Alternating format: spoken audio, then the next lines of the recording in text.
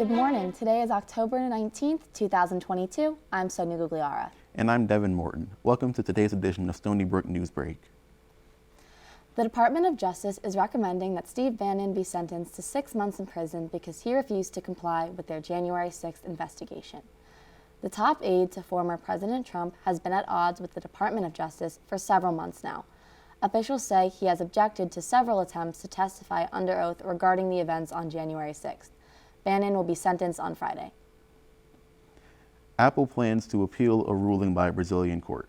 This comes after the Sao Paulo State Court ruled that the company must pay a $19 million fine.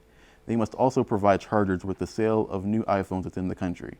The Association of Borrowers, Consumers, and Taxpayers filed the lawsuit against Apple. They cited the firm's social damages and harmful business tactics. Apple argues that customers already have chargers and that they are cutting down on carbon emissions by not supplying them with new phone sales. The company has not further commented on their course of action. President Biden's student loan forgiveness program is now open for applications. Students can apply to have up to $20,000 of their student loans relieved. This is part of President Biden's Greater COVID Relief Plan, which aims to ease some of the financial troubles the pandemic caused for many Americans. Skylar Senna has provided us with university reactions to the announcement. Stony Brook students are enjoying a crisp campus autumn, many of them with the knowledge that their student loans could soon be forgiven. The application for student loan forgiveness is set to open in late October. The program was initially announced on August 24th by President Joe Biden. This also came with an announcement of the final extension on the student loan pause that began at the start of the pandemic. The Biden administration also previewed the application on October 11th in preparation for its upcoming release. Like many of the Stony Brook students who have taken out loans, Eleanor Lockwood is grateful for the freedom that loan forgiveness will provide. I personally am taking out loans, and those loans definitely have like a shadow over my head, knowing that when I do graduate, I'm responsible for paying back large amounts of money.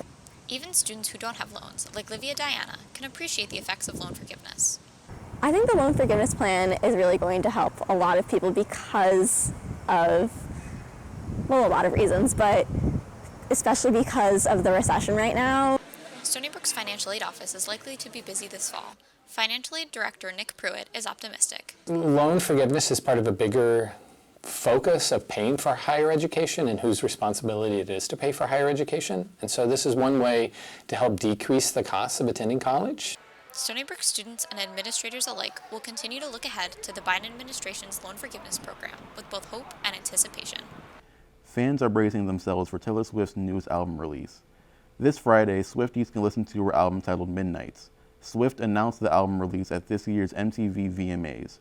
She wrote in her official announcement that the 13-track album will be filled with the stories of 13 sleepless nights scattered throughout her life. This release comes after Swift famously re-recorded Taylor's version of previous albums without any outside influences. The artist has constantly been pushing out songs in recent years. That's it for today's Stony Brook Newsbreak. I'm Devin Morton. And I'm Stony. We'll see you tomorrow for another edition.